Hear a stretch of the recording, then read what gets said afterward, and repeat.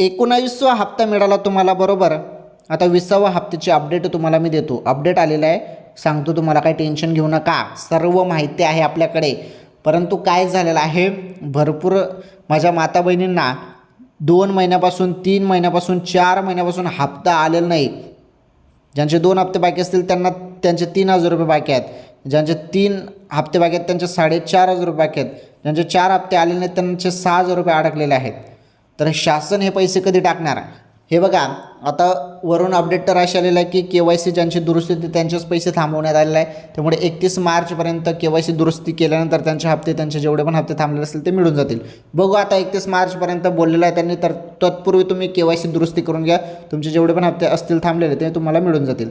आणि 20वा हप्त्याबद्दल जे अपडेट आहे, 20वा हप्त्याबद्दल अधिकृत माहिती आलेली नाही, परंतु एक अंदाजित माहिती आहे की तुम्हाला 10 मार्च नंतर हप्ता मिळू शकतो. बघू आता. ओके, GR पण येईल, त्याचा निधी वगैरे मंजूर झाल्यावरच ते कळेल.